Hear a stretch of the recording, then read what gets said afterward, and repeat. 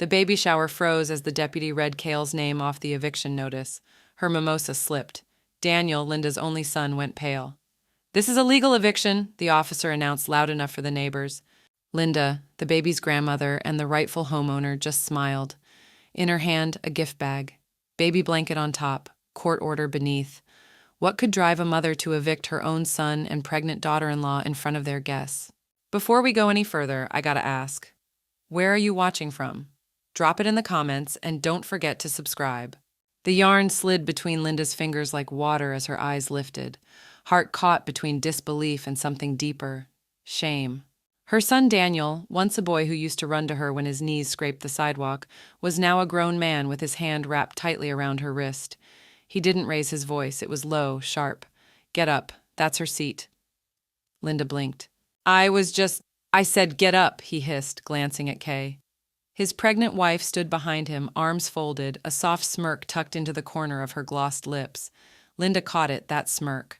Around them, the crowd quieted. Guests who'd been sipping mimosas or adjusting pastel onesies on diaper cakes now froze in place. A Spotify playlist hummed in the background, something breezy and cheerful, but Linda couldn't hear it over the sound of her own pulse thudding in her ears. She rose slowly, the baby blanket still warm in her lap. Her hands trembled as she held it tight to her chest. "Of course," she whispered, her voice cracking like thin ice. Then she walked, not hurriedly, not dramatically, just quietly out of her own living room, out of the baby shower that was hosted in her own house. No one followed. Upstairs, in the master suite she'd given up after Harold died, the walls still bore the faint outlines of her husband's military medals. She shut the door gently, not bothering to lock it. Her hands ached from the crochet hook's grip, but she didn't loosen them. Instead, she crossed the room, knelt beside the old cedar chest tucked under the window, and opened the steel folder inside. Her breath hitched. The deed, still in her name, only her name. She traced the embossed lettering with the back of her knuckle, the way she might have once traced Daniel's jaw as he slept in his crib. He used to have the softest cheeks. He used to call her Mama, even when he was too old to. But that boy, she realized now, was gone, replaced by someone who couldn't stand the sight of her occupying his wife's moment. The welcome sign downstairs had read, "Celebrating Daniel and Kay. Home is where the baby is." No mention of Linda, not even a "thank you mom" tag on the RSVP. She'd made the spinach dip herself, stayed up until 2 a.m. decorating pastel napkin holders. Kay had later announced it was store-bought from Costco. Earlier, Kay had leaned close to a group of women and said, loud enough for Linda to hear, "I just don't want outdated advice. We're doing gentle parenting, not her generation's style of yelling." Linda had smiled politely then. She'd smiled through the sting. But this, the public arm yank, the whispered command to vacate a seat in her own home, this wasn't something you smiled through. She sat on the edge of her bed now, the silence pressing in like snowfall. Through the floorboards, laughter floated up from the party still unfolding below. The scent of buttercream frosting clung faintly to her clothes. She picked up the baby blanket again, smoothed the last row. She had stitched it with a rose border, Kay's favorite flower. Linda used to bring Kay bouquets when she first joined the family. She'd even given her the master bedroom so she could be comfortable during pregnancy. Comfort, apparently, had turned into ownership. The blanket slipped from her fingers onto the carpet as Linda reached back into the folder and pulled out a second document, a home appraisal from 5 years ago. She made note of the equity, of the untouched mortgage, of the single signature in the owner line. Her hands stopped shaking. She folded the blanket, placed it neatly beside her, and opened the drawer of her nightstand. Inside, a ballpoint pen, her planner, and a faded business card. Reed Allen, Estate Law. She'd kept it all these years, just in case. Linda stood in her kitchen. The hum of the refrigerator nearly drowned out by the pulsing laughter and clinking glasses drifting in from the backyard. The scent of frosted cupcakes and smoked pulled pork clung to the air, but her own plate sat untouched on the counter. She stirred her coffee, black, with hands that didn't shake, though she suspected they should have. 30 minutes ago, her only son had grabbed her by the arm like she was furniture in the way. She didn't cry. Instead, she took a slow sip of her coffee and leaned against the counter facing the sink. Her house, her faucet, her silence. No one came in to check on her. Not Daniel, not Kay. The only sound that followed her was the echo of her own name left off the welcome sign, replaced with scripted calligraphy. Welcome Baby Fields, hosted by Kay and Daniel. Linda glanced toward the hallway leading to the master bedroom, the one she'd given up 2 years ago when Daniel moved back after the funeral. You two take the big room, she'd said back then, standing in her widow's dress, still smelling of lilies and antiseptic. It's just me now. I won't need all that space. She hadn't even kept her husband's dresser, just one photo on the nightstand, just the memory. The last straw hadn't been the seat, not really, it was everything leading up to it. Kay's voice trailing through the house, half joking with friends. She's a little much, right? Always offering advice like it's 1952, and worse, she means well, but I just wish she'd stay out of the way. Linda opened Instagram, fingers steady. Kay had posted 4 stories: the balloon arch, the mimosa bar, the gifts stacked high. The caption under a wide shot of the living room made her freeze. Our home is ready for baby boy. Hash nesting, hash our home, hash our home. She could almost hear her husband scoff. Earl used to joke that the drywall had their fingerprints sealed into it. He'd sanded the hallway trim himself, painted the baseboards in his old navy sweatshirt. They'd laid the tile in the kitchen over one exhausting 4th of July weekend, back when Daniel was 8 and eating freeze pops shirtless on the porch. Linda walked to the bookshelf and pulled down her old brown leather planner. It smelled like dust and peppermint. She flipped past old grocery lists, faded appointment reminders, until she found the name she'd written once before but never called. Reed Allen, estate attorney. She underlined it. That night, she opened her calendar app and added one event. Call Reed, 10 a.m. Monday. Then she deleted the alert. No reminders, no flags. This wasn't for attention. This was armor. Downstairs, she could still hear music. Someone yelled, "Don't forget the group photo!" A burst of laughter followed. Her laugh used to be the loudest in the room. Now it wasn't missed. She padded down the hall, feet bare, the carpet cool beneath her soles. She passed the guest room, her room now, and opened the drawer beneath the bed. Inside was the fireproof folder she hadn't touched since the funeral. She traced her name on the deed again, this time like it was a promise. Then came the knock. Firm. 3 times. The kind of knock that carried anger just under the surface. She opened the door just a crack. Daniel stood there, red in the face, cheeks puffed like he'd been holding in the wrong words for too long. "Kay thinks you're trying to ruin her moment," he spat. "Apologize." Linda stood at the kitchen sink with yellow gloves up to her forearms, rinsing remnants of cake frosting from a porcelain platter she'd owned since her wedding registry. The laughter outside was thinner now, guests trickling out like confetti losing steam. From the corner of her eye, she saw Kay dump the half-full tray of her homemade spinach dip straight into the trash. No foil, no offer to keep it, just a quick toss and a nose wrinkle. "That tasted store-bought anyway," Kay said to a friend as she slid a Costco tub into the fridge. Linda's fingers tightened around the wet dish towel. The same dip had won a ribbon at the state fair in '96. She didn't say a word. Later, while taking out the recycling, Linda spotted something strange wedged between 2 cardboard boxes near the bin, ceramic shards glinting under porch light. She knelt and sifted through them carefully. Her favorite vase, pale blue, hand-painted with lilacs. She'd brought it back from a little artisan shop in Maine 20 years ago. Kay had told her last week it clashed with the nursery color scheme. Apparently it clashed with the trash, too. Linda didn't pick up the pieces. She stood and walked back inside, her shoes crunching faintly against the scattered gravel. Upstairs, the guest room door, her door now clicked shut behind her. She paused near the vent where sound carried clean through the ductwork. Kay's voice drifted up from the living room below. "She'll need to move out once the baby comes. There's just not enough space. And honestly, it's not good energy." Daniel mumbled something in reply. Kay kept going. "We need our own rhythm, our own family." She had her time. Linda moved quietly to the fireproof box beneath her bed. She pulled out folders one by one. Tax records, mortgage papers, utility bills in her name.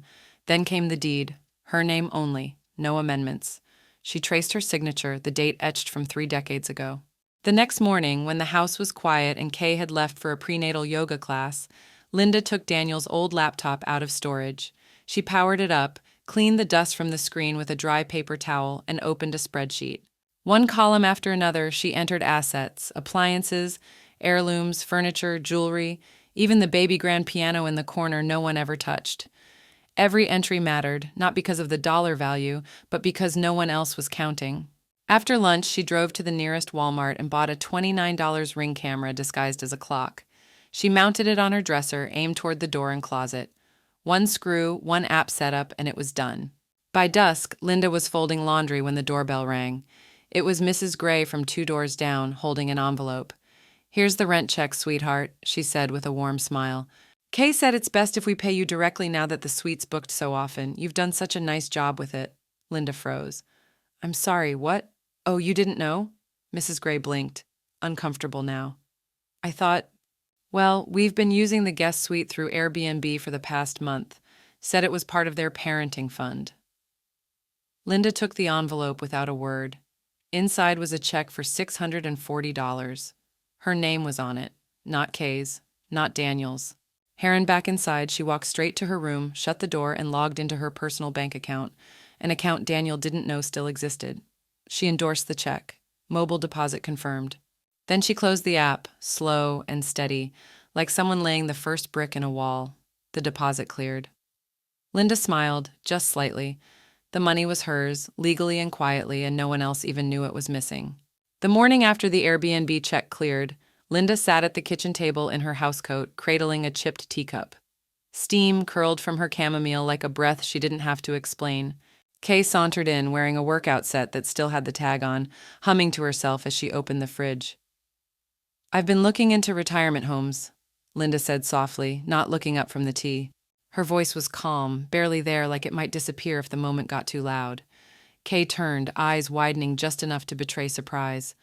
"Oh, you've been doing fine here." "I don't want to be in the way once the baby arrives," Linda murmured. "Places fill up fast. Figured I should get ahead of it." By that afternoon, Kay was a changed woman. She offered Linda chamomile of her own, brought her an herbal neck wrap from the spa, and even typed out a transition plan with bullet points on packing, storage, and notifying Social Security. She printed it on blush stationery. "You've earned peace," Kay cooed. "Let me help however I can." Linda smiled, not sweetly, strategically. But the next morning, while Linda was supposedly napping, she caught the faint creak of floorboards in her bedroom. She stayed silent in the hallway, watching through the cracked door as Kay rifled through her jewelry box, fingers ghosting over clasps and labels. She didn't take anything yet, just counted silently, like a child measuring candy. Linda made a mental note and walked away, barefoot, so Kay never heard. That weekend, she rented a storage unit under her maiden name. She made 3 trips, each time loading boxes of paperwork, valuables, and anything she didn't want to see in a pawnshop photo. At the final drop-off, she snapped the padlock shut and stood in the fluorescent-lit hallway, breathing in the sterile scent of insulation and dust. On Sunday evening, she signed up for online banking. Every pension check, retirement deposit, and dividend rerouted into separate accounts. No more paper statements, no more visibility. That night at dinner, Daniel pulled into the driveway in a cherry-red truck with custom rims. "Surprise!" he grinned, sliding out of the cab. "Needed something baby-safe." Linda stared at the truck as he opened the back door to reveal a new car seat, still wrapped in plastic. "For the baby," he repeated. She said, "Whose name is the financing under?" Daniel blinked. "It's a joint deal. Doesn't matter, Mom." It mattered. Back inside, Linda sat with her planner under the reading lamp, scribbling a new name at the top of the page, Reed Allen, the estate attorney she'd used when setting up her late husband's affairs.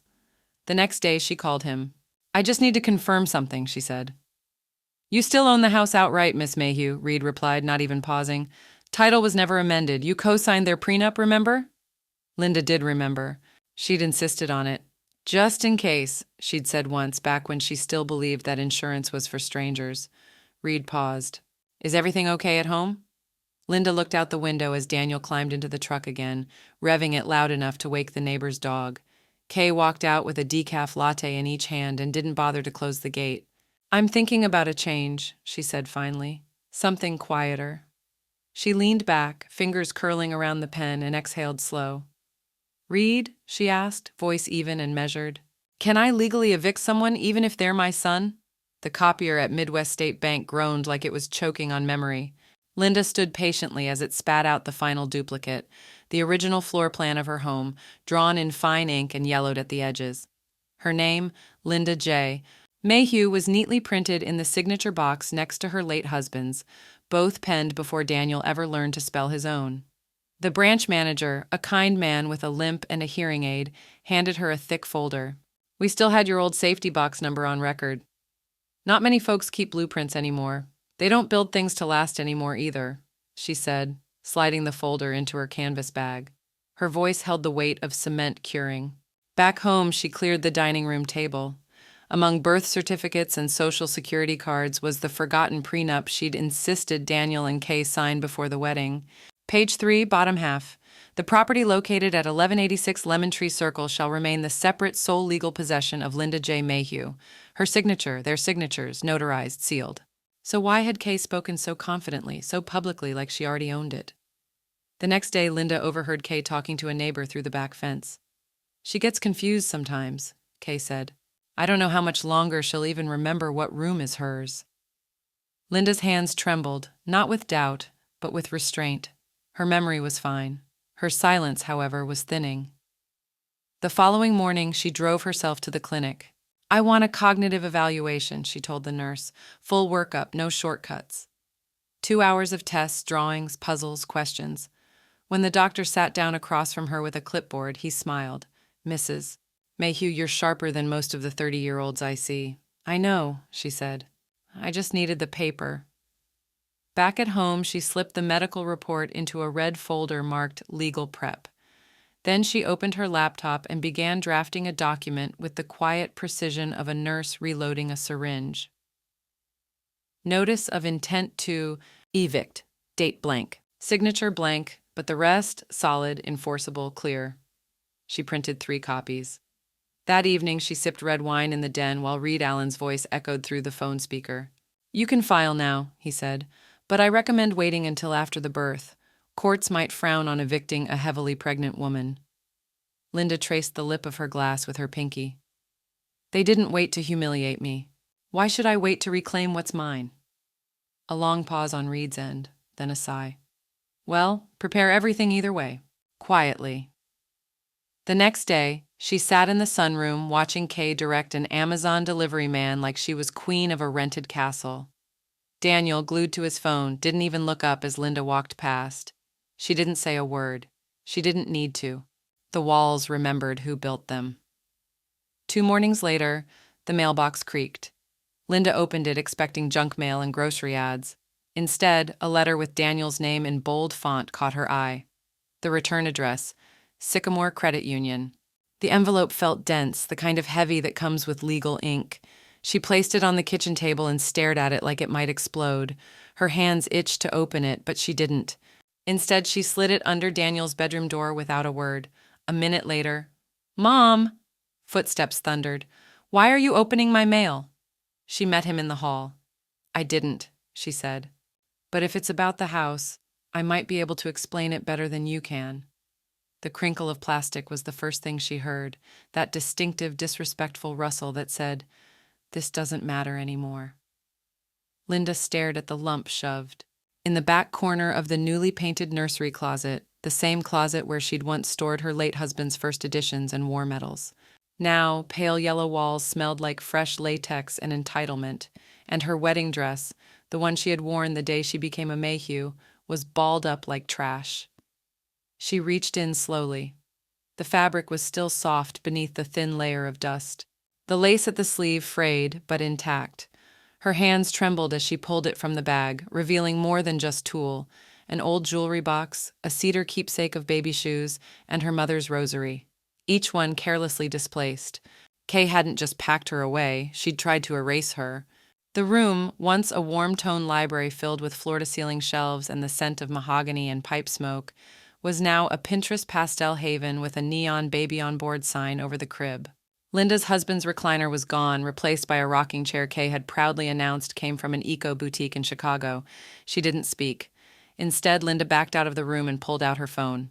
A slow, deliberate walkthrough of the entire house followed. She filmed the pantry, the closet where her linens used to be now housing Kay's maternity snack stash, and even the garage where her gardening tools had vanished without explanation. This is for my records, she said softly to the camera. Before eviction. At Reed's office the next day, she sat across from the polished cherrywood desk, her back straight, her hands steady. Let's finish it, she said. All of it. He slid a stack of documents toward her, printed on thick, cream-colored stock. Transferring full title into a protected living trust will guarantee no unauthorized claim. It also lets you appoint successor trustees without needing family involvement. Perfect, Linda said, signing with quiet finality. And this clause, he continued, pointing with a pen, makes it clear if any cohabitants act with hostility, verbal or physical, they forfeit residence. No court wiggle room. Linda nodded. Call it the civility clause. That evening she reviewed the language again. Every paragraph felt like a brick sliding back into place after years of erosion.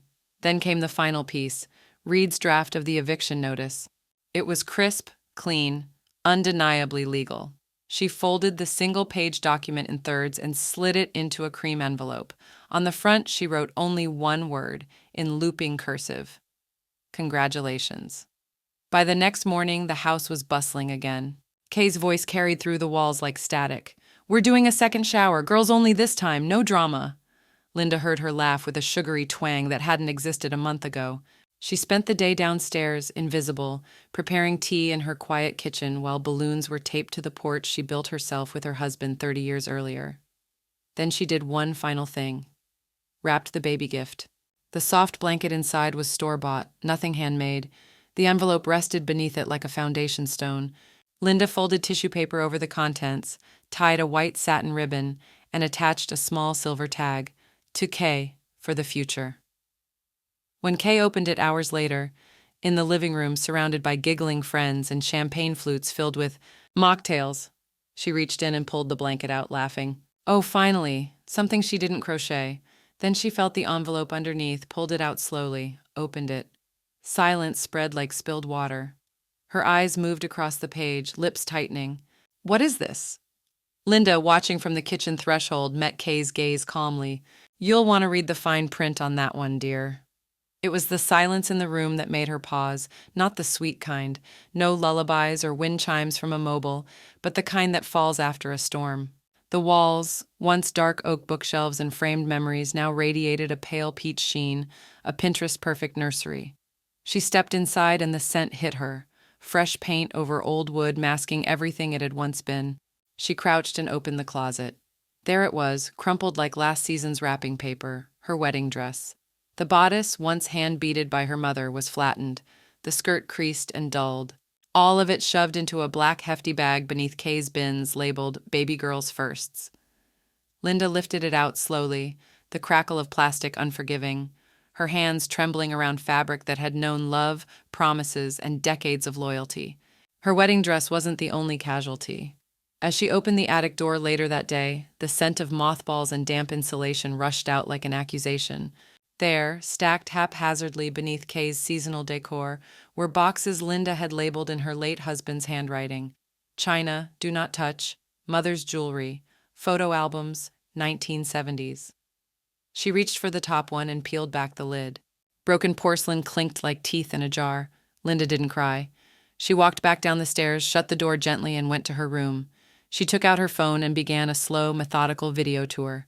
This is the guest suite Kay now calls the nursery. This closet held my husband's medals and books. It's now for plush toys. My dress was found in a trash bag. She moved to the hallway, filming frames taken down, walls scrubbed clean of the past. She kept her tone even, her voice steady. This is for documentation, she whispered, before eviction. The next morning, Linda walked into Reed Allen's office with a purpose. I'm ready, she said. He offered her a calm, measured smile and passed over a packet with a simple gold foil heading, Protected Living Trust, Linda Mayhew. Every page felt like a reclamation of her name, her autonomy, her home. This clause, Reed said, tapping the third page, makes any act of verbal or emotional aggression from a cohabitant grounds for immediate voiding of their right to remain. It's ironclad. A civility clause, as you wanted. Linda signed it with a pen that once belonged to her husband, his initials still carved into the barrel. Then let's serve. It's soft, she said. Reed raised an eyebrow. Soft with a bow, she replied.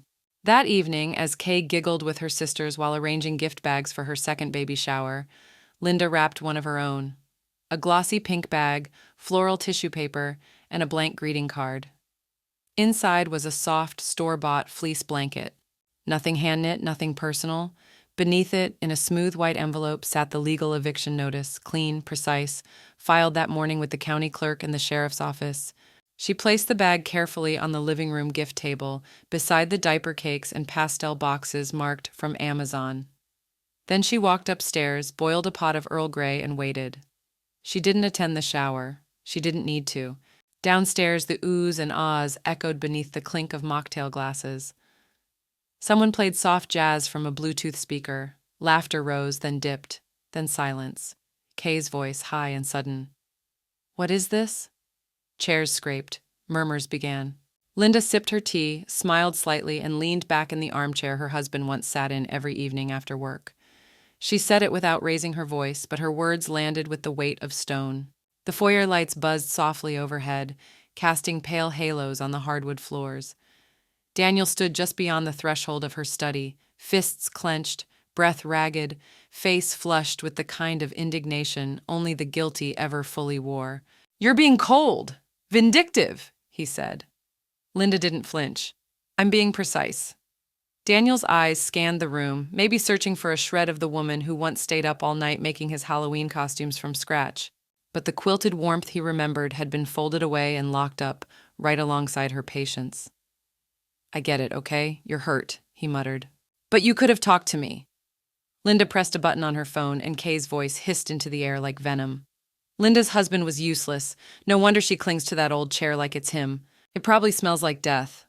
The silence that followed was loud. Daniel's mouth parted slightly. "Where did you—" "You live in my house," Linda said, eyes fixed on him. "My walls, my vents, my wiring. You thought I wouldn't hear? Or did you just not care?" He shifted uncomfortably, glancing at the recorder in her hand. "She didn't mean—" "She meant every word," Linda said. "And you let her." He opened his mouth again, then closed it. A beat passed, then another. Finally, he asked, "So what now? You're really evicting your pregnant daughter-in-law?" She didn't blink. "Number one, I'm evicting my tenants. If you'd like to challenge it, hire a lawyer. But it'll be public. And Kay's followers, they might be interested in what she says when she thinks no one's recording." Daniel's jaw tensed. Later that afternoon, Linda sat at her kitchen table, replying to emails on her tablet. One was from her neighbor Karen. "Just saw Kay's meltdown. You've been more than patient. We're on your side." Another read, "If you need a witness, we've heard them yelling through the windows. You've always been respectful." They haven't. Across town, Kay took to Instagram. Her stories were cryptic. Pale pink backgrounds, moody piano music, and captions like, "Some people just can't let go of control." One post read, "Toxic family doesn't get access just because they're blood." Linda recognized the aesthetic. It was the language of self-victimization wrapped in pastel filters. Still, the algorithm didn't favor her this time. Within hours, comments dried up. Kay's baby registry lost followers. A few petty influencers even reposted her stories with their own reactions. Imagine calling your ML toxic while living in her house. Linda allowed herself one smirk before turning to the practicalities. She pulled open her notebook, flipped to the section marked contingency plans, and began calling local realtors about renting out the guest rooms short-term. If Daniel and Kay dragged this out, at least she'd have vetted tenants lined up. She snapped a few photos of the now vacant upstairs suite, her old master bedroom, and saved the listing as a draft. By dinner, Daniel returned. His voice was quieter this time. "We just need a little more time." Linda stirred her soup slowly. 7 days, no more. "You'd really do that? Put us on the street with a baby coming?" Linda looked up. "You already put me in the attic." He didn't reply, just turned and left, shoulders sagging under the weight of 2 late regrets. That night, a knock sounded at Linda's door. An officer stood on the porch, hat in hand. "Ma'am," he said, "a temporary restraining order has been filed. We'll need you to come with us for questioning." Kay had struck first again, this time legally. The knock came just after 9, hard and deliberate. Linda had just pulled her cardigan tighter around her shoulders and sunk into the living room recliner with a cup of chamomile tea when she heard it. 3 firm raps against the front door. She rose slowly, heart pacing faster than her slippers across the hardwood. Through the peephole stood 2 officers in uniform, hands clasped in front of their utility belts, faces unreadable. "Evening, ma'am," the taller one said. We're responding to a report filed earlier today regarding a potential domestic disturbance. Linda opened the door without flinching. Let me guess. Kay. The shorter officer's expression twitched. We're not here to make assumptions, just to ensure everyone's safety. May we come in? Linda gestured toward the foyer. Certainly, but you'll want to see some paperwork before we begin. She led them to the dining table, where a meticulously labeled binder sat waiting beneath the soft glow of the chandelier. Linda unfastened the flap and pulled out a crisp stack of documents. First, the certified copy of the living trust, then the notarized ownership deed, and finally, a flash drive containing video logs, time-stamped and cataloged. She clicked it into her laptop and cued the most relevant clip. The video flickered to life, showing Linda standing in her bedroom, voice clear but weary. This is Sunday, she said on screen, the day after Kay screamed that I was a parasite squatting in my own home. I'm recording this because I no longer feel safe. The officers exchanged a look. The taller one spoke up again, quieter this time. We weren't told about any of this. Of course not, Linda said, folding her hands calmly. Because that would make me seem credible. They reviewed the papers in silence. The trust was airtight, the deed unmistakable. When the video ended, the shorter officer closed the binder slowly. Ma'am, we apologize for the intrusion. We'll be making note of this incident for record-keeping, but you're well within your rights. Thank you for your time. As they left, Linda watched from behind the curtain, face composed, heart hammering. Outside, she saw Kay watching from the upstairs window. When their eyes met, Linda didn't blink. Kay turned away first. By morning, Reed had already drafted and filed the counter motion. False claims of mental instability, especially ones so easily disproven, had a way of boomeranging in court. His email was crisp and to the point. They're cornered. Don't blink. Later that day, a letter appeared in the mailbox. No return address, but the handwriting was nervous and rushed. Linda unfolded it at the kitchen table. Aunt Linda, I was there. I saw what really happened. I'm sorry for not stepping in sooner. Kay's out of control. Emily. It wasn't much, but it was enough to remind her that not every silence was betrayal. Some were fear, some were survival. That night, Linda added a new ritual. After locking the front door, she slid an old metal latch across the inside of her bedroom door. The squeal of it scraping into place became a lullaby of control. She tucked the binder of legal documents and her will into a fireproof envelope, sealed it, and slid it beneath the cedar chest at the foot of her bed. She also updated her emergency contact list, scrubbing Daniel's name from the hospital forms and replacing it with Reed's office line. The walls of her house were still hers, but now they listened. The next evening, Daniel stood in the threshold of her kitchen, face weary, shoulders low. Would you really leave us homeless? Linda looked at him, eyes clear as glass. You already left me houseless. The hallway was narrow, too narrow for the tension it now held. Linda had just stepped out of the laundry room, arms full of neatly folded towels, when Kay stormed around the corner. Her perfume arrived first, too sweet, too sharp, followed by her swollen belly and a look that could curdle milk. Move! Kay snapped. Linda didn't flinch. She stepped aside, polite and measured, but not quick enough. Kay's shoulder clipped hers with intention. A shove, barely a jolt, but deliberate, calculated, and caught in perfect clarity on the baby blue phone held at waist level by 15-year-old Alyssa from next door. She'd been standing in the archway taking video for her aunt who couldn't make the baby shower. The clip lasted 7 seconds. But 7 seconds can end empires. By sunset, the video had 6,000 views on Facebook and a caption that read, "Mill lives in the guest room of her own house. This is how she's treated." It spread like ivy. Comments flooded in, venomous and sympathetic in equal measure. She owns the house and they're pushing her around? I hope she evicts them. How do you disrespect your kid's grandma like this? Daniel found out first, his face pale, his voice cracking as he confronted Linda in the kitchen. Mom, you need to tell them to take it down.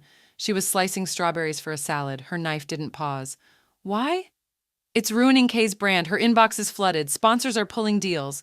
She's crying. Linda dropped the slices into a bowl one by one, slow and steady. So was I, the day she threw out my wedding dress.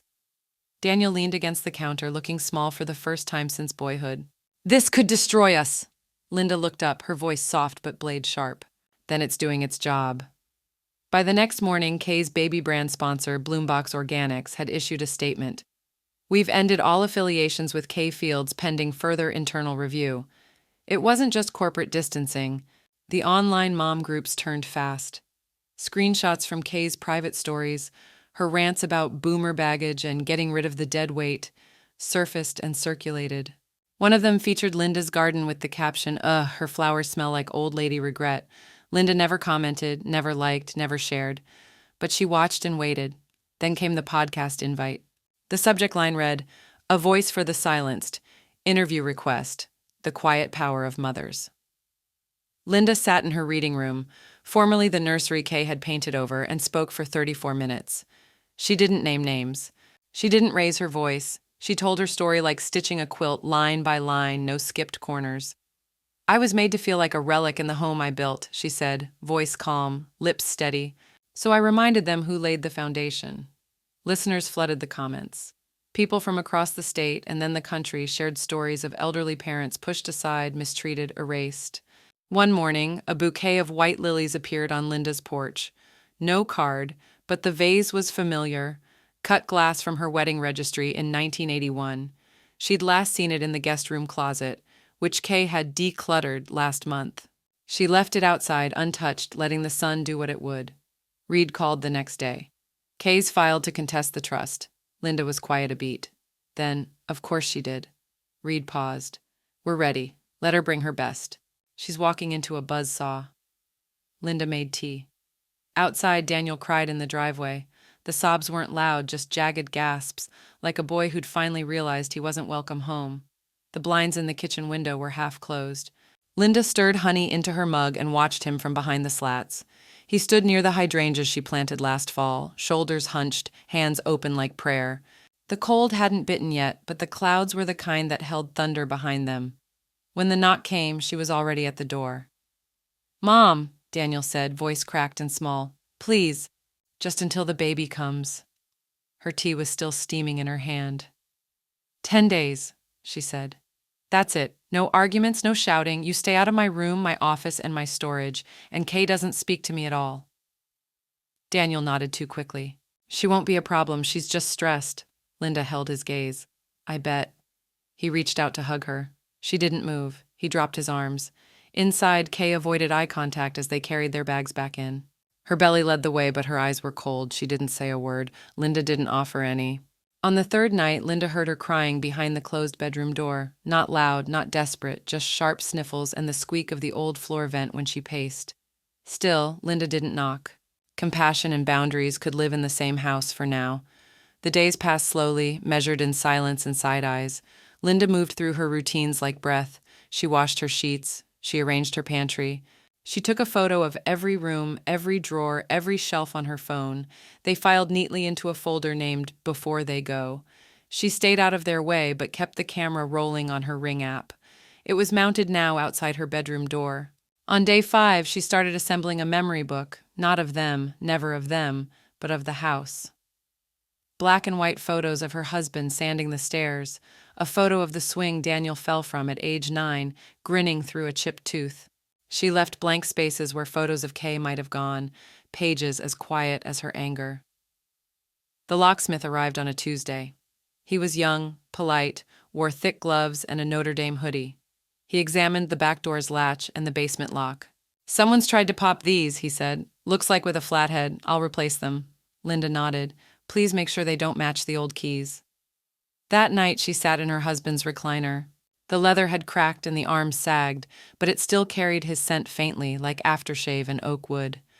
She placed her palm on the armrest, closed her eyes, and whispered, "I'm almost done, sweetheart." One more storm, then sun. Thunder rumbled outside, not loud, but promising. On day 10, she made cornbread. She didn't offer any. Kay spent the day scrolling furiously on her phone, her jaw tight, stomach low. Daniel wandered the yard like a man on house arrest. The wind pushed at the window frames. Then Linda's phone rang. She stepped into the hallway, answered on speaker. "Linda," Reed's voice was crisp. "They missed the deadline. Eviction can be enforced now. You ready?" Her eyes drifted to the living room. Daniel on the couch. Kay curled around her phone, the baby bump like a shield between her and the world. The yard looked like a magazine spread. Pastel balloons arched over the entryway. "Welcome Baby Fields," stitched onto a wooden sign Kay probably paid someone else to burn by hand. A white tent shaded long folding tables lined with catered food, faux eucalyptus garlands, and gold plastic cutlery pretending to be formal. Linda hadn't been invited this time either, but that didn't matter. The house was still hers. She stepped out of the Uber, a woven gift bag dangling from one arm, the other resting lightly on the elbow of Reed Allen, whose charcoal suit made him look more pastor than attorney. Behind them, two sheriff's deputies followed silently, one with a clipboard tucked under his arm, the other already eyeing the property layout with professional disinterest. Inside the tent, laughter popped like champagne bubbles. Kay, wearing a dusty pink maternity gown and a flower crown, sat on the wicker peacock chair that once belonged in Linda's sunroom. Linda could smell lavender sachets and sugared cake as she walked up the brick path. Reed held the door open. Linda crossed the threshold. Conversation didn't so much die as it dropped flat and sudden like a broken violin string. Kay's jaw stiffened around a smile. "What are you doing here?" Linda reached into her bag and pulled out a thick, sealed envelope. "Delivering a gift just like you asked." Reed handed the papers to the deputy, who cleared his throat and stepped forward. "Ma'am," he said, addressing Kay, "we're serving a legal eviction notice under Indiana Code 3231. You were previously notified. The 10-day grace period has expired." Gasps, murmurs, forks clattering onto paper plates. Daniel stood by the buffet table, clutching a plate of sliders, his face frozen mid-chew. "You can't be serious!" Kay shrieked, rising too fast. The flower crown slipped sideways on her head. "This is harassment! You came to my baby shower with police?" "This is my home," Linda said evenly, "and you had your second chance." "Daniel!" Kay shouted. "Do something!" He looked between the sheriff and Reed, then to his mother. "Mom, please, let's talk privately." "No," she replied. "You forfeited privacy when you made me a tenant in my own house." A chair scraped loudly. One of Kay's friends grabbed her purse and left without a word. Another began quietly packing up gift bags. The entire event was unraveling like a loose hem. Kay's voice cracked as she lunged toward Linda. "You want to humiliate me while I'm pregnant, in front of everyone." Linda didn't flinch. "You humiliated me in this same room, remember?" Kay turned to the officers, breath heaving. "Get her out." The deputy calmly shook his head. "She owns the home. You're being lawfully evicted. Please begin making arrangements to leave. We'll be back in 48 hours to verify." The silence after that was different, heavier. Linda moved to the sofa, plucked her crochet blanket from the armrest where Kay had tossed it aside earlier, and folded it gently against her chest. It still smelled faintly of cedar and mint from the sachets in her armoire. Outside, someone's phone dinged. A neighbor across the street had started filming. 5 minutes later, the video hit the Carmel Community Watch Facebook group under the caption, "The House Always Wins." Kay collapsed into the wicker chair, face buried in her hands. Linda stood tall, unmoving, unapologetic. "You'll die alone," Kay screamed from behind her palms. Linda turned toward the door, looked back once, and whispered, "Not before you leave." The rain came, soft and unexpected that morning, misty, cold, clinging to everything. Linda sat in the bay window with a mug of chamomile, watching movers back a U-Haul into the driveway like it wasn't already soaked with months of venom and entitlement. One of the men adjusted his ball cap, glanced toward the front door, then back at the clipboard. They had no idea whose history they were lifting into boxes. Inside, Kay waddled from room to room, issuing instructions with clipped breaths and one hand pressed hard against her back. Her belly was taut, nearly bursting against her cardigan. Daniel hovered behind her like a confused usher, trying to keep things moving while pretending the tremor in his voice was just stress, not fear. Then it happened. From the hallway came the sudden clatter of something falling. An unopened box, maybe. But Kay screamed, short, sharp. Water hit the hardwood floor in a thick splash, darker than the rain outside. "Mom!" Daniel's voice cracked as he darted toward the kitchen where Linda stood. "Please call 911. She's in labor." Linda blinked slowly, calm, still holding her tea. She pulled her phone from her sweater pocket, placed it in Daniel's palm, and said flatly, "You know how?" The look in his eyes flickered. Shame, confusion, rage, regret. But he took the phone.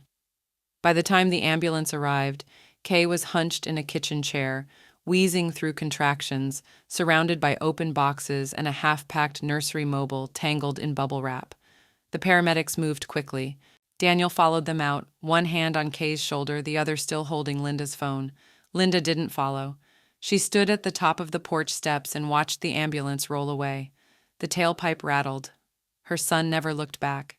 Hours later, Linda stepped into the hospital lobby, alone, unnoticed, and perfectly unbothered. She carried a small parcel wrapped in brown paper tied with white yarn. At the reception desk, she asked for a nurse. When the woman in blue scrubs approached, Linda smiled. "Would you please make sure this reaches room 204?" Her voice was warm but firm. The nurse took it without hesitation. "Sure thing, ma'am." Inside the box, the same crochet blanket, folded neatly, soft and powder blue with tiny pearl buttons lining one edge. Nestled inside its folds, a single sheet of paper. The eviction notice, dated, notarized, final. Linda hadn't needed to include it, but she wanted it known. It wasn't forgotten.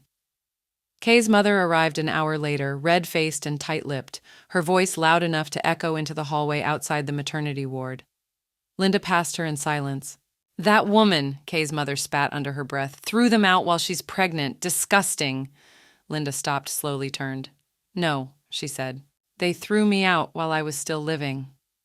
She walked away before a reply could fumble its way out of the woman's mouth.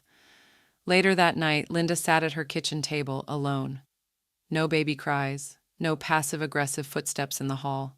Just the ticking clock and the scent of lemon oil from freshly wiped countertops. She opened her address book and drew a neat line through Daniel's emergency contact, then flipped the page. Added a new name, Meredith Hill. Primary contact in case of emergency. Her old friend from the local library, the one who dropped off soup and quiet encouragement when Linda's husband died, the one who never asked for anything back. Her phone buzzed. A message from Reed. "Contest to trust dismissed. Final judgment ruled in your favor. No further challenges permitted." Linda didn't smile. She just breathed, like she'd come up from under something heavy and sour that had sat on her chest for months. Her phone rang again. Unknown number. A young voice on the other end said, "Hi, this is Channel 6 News. We'd love to feature your story. The grandma who took the house back. How'd you do it?" The television was off, no arguing from the next room, no shoes tossed carelessly at the door, no perfume trails staining the air. Linda padded barefoot across the living room, soaking in the stillness.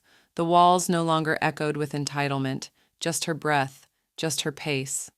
The nursery was first. She stood in the doorway and stared, her hand resting lightly on the frame. The pale yellow paint Kay had insisted on now looked ghostly under the soft daylight. Linda opened the closet slowly, revealing a row of empty hangers and a faint scent of talcum powder that hadn't come from her. She exhaled once, then rolled up her sleeves. By the weekend, the crib was gone, the baby decals peeled from the walls. In their place, 2 deep walnut bookshelves, her reading chair reupholstered in navy, and her late husband's lamp repaired with a new socket. She laid down a Persian rug that had lived in the attic for years and turned on a small vintage radio. Sinatra filled the room. She didn't need a nursery. She needed herself. On Mondays, she volunteered at the shelter just across the highway, not to talk about what happened. Not at first. She served meals, folded linens, organized donated socks into pairs. But as weeks passed, her story slipped out in pieces. By the 3rd visit, 2 women sat next to her with tears in their eyes, nodding. By the 5th, one whispered, "My daughter did the same, pushed me out once her boyfriend moved in." Word spread. Her podcast interview aired a week after that. Just 30 minutes of audio, her story unfiltered. No vengeance in her voice, no rage, just the recounting of being erased inside her own home and what it took to take herself back. The producer called it radical grace. Linda called it survival. Emails flooded her inbox. "I thought it was just me. You gave me courage. I started packing today." She read each one in silence, sometimes placing her hand to her heart, steadying it. Sometimes she wept. One Tuesday morning, she sat at her kitchen table and opened her will. Her pen hovered for a moment, then she drew a thick black line through Daniel's name. In its place, she wrote, "Wellspring Women's Foundation." She pictured the faces of the women she now shared lunch breaks with, faces worn but alive. The house, her house, would be someone else's haven one day. That same afternoon, the phone rang. A realtor, professional voice, too cheerful. "Hi, Mrs. Mayhew. A man named Daniel tried to list your property today. Said he was the co-owner." Linda didn't answer immediately. She opened the spice cabinet, retrieved a tin of mint tea, then replied, "Tell him the house says no." She didn't mention the attempt to read. She didn't need to. Her trust was bulletproof. The next day, an envelope arrived. Familiar handwriting, slanted, messy, masculine. She knew the loops of the L in Mom, Daniel. It was light, just a single sheet maybe. She didn't open it. Instead, she walked it straight to the cabinet beneath the hallway lamp, where she stored things that didn't serve her anymore. Dead batteries, expired coupons. That envelope joined the pile. That night, she scrolled social media out of curiosity, not longing.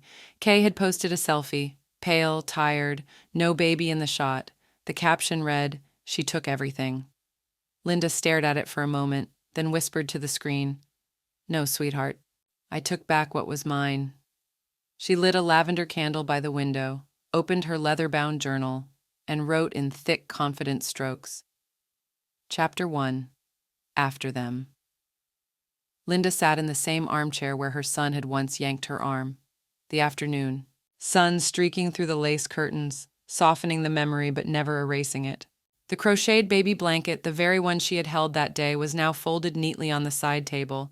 No longer a symbol of peace offered, now a line drawn. The house was quiet, but lived in, not haunted anymore. Footsteps echoed lightly from the guest room upstairs, the soft shuffle of new residents finding their rhythm. 2 young women from the shelter, one barely 20, the other with a toddler who never stopped humming.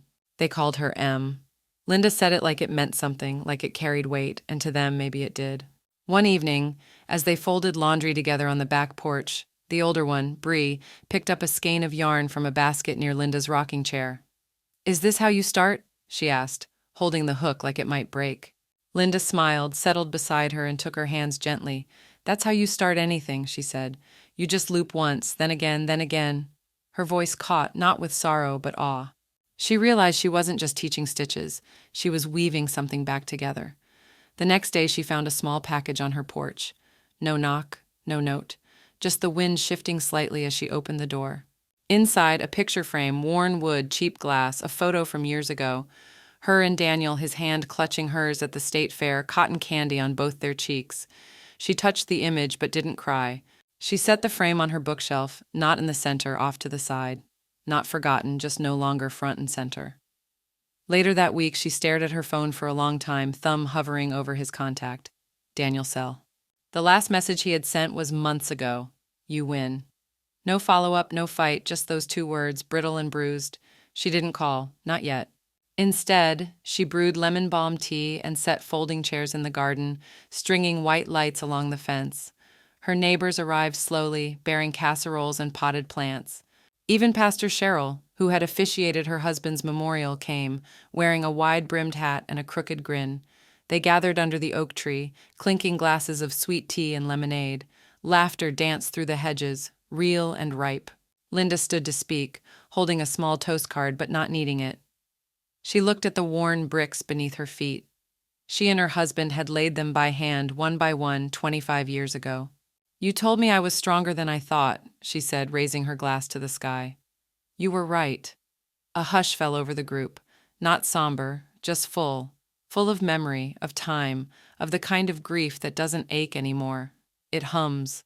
The sun dipped low, plates were cleared, dishes rinsed, guests departed with hugs that lingered a second too long. Linda was halfway to blowing out the candles when it happened. The doorbell rang. She wiped her hands on her apron, walked to the door, and opened it. Daniel stood there, in his arms, the baby. Daniel stood on the porch, the baby wrapped in a sunflower yellow swaddle that didn't look warm enough for the spring wind. His eyes flicked from her face to the welcome mat and back again, the same mat he used to jump on as a boy, pretending it was lava. "Can I come in?" he asked, voice lower than she remembered, like gravel that had been rained on. Linda didn't answer at first. She looked at the baby, round cheeks, button nose, peacefully asleep, then back at her son. She stepped aside. No hug, no fanfare, just a quiet gesture and the door swinging wide. They moved into the living room like strangers in a museum. Daniel sat on the edge of the couch, careful not to disturb the child. Linda took her armchair, her chair, and settled in without a word. The blanket draped over the back still smelled faintly of lavender. Outside, a wind chime murmured against the breeze. The silence wasn't cruel. It was earned. "I can't undo what I let happen," Daniel said finally. Linda let that hang. The clock ticked once, twice. "I know," she said. Her voice was steady. But you can leave something better for her. Daniel's eyes dropped to the baby, then rose slowly to meet hers. She deserves better. Linda didn't nod, didn't soothe. She wasn't here to pat his guilt or feed it cookies. She had been dragged through shame, silence, and slander in her own home, and now she sat in that same home, returned, restored, unbothered.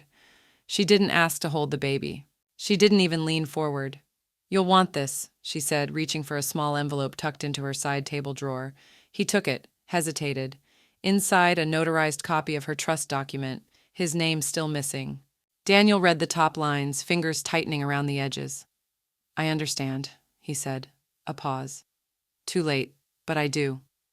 Linda exhaled, a slow, deliberate breath, as if letting out every unspoken word she'd ever swallowed. The baby stirred. Neither of them moved. "I used to think—" Daniel started, then stopped. He looked around the room, the bookshelf filled with family albums, the coffee mug that still read "World's Best Mom" in chipped paint. "I used to think you'd always forgive me." "I did," she said. "Too many times." His mouth parted slightly, then closed again. "Kay and I," he began. But she held up a hand, not cruelly, just enough to say, "That's not why you're here." He understood. This wasn't about Kay anymore. It never really had been. Linda stood, walked to the window, pulled the curtain back just enough to let golden light fill the room.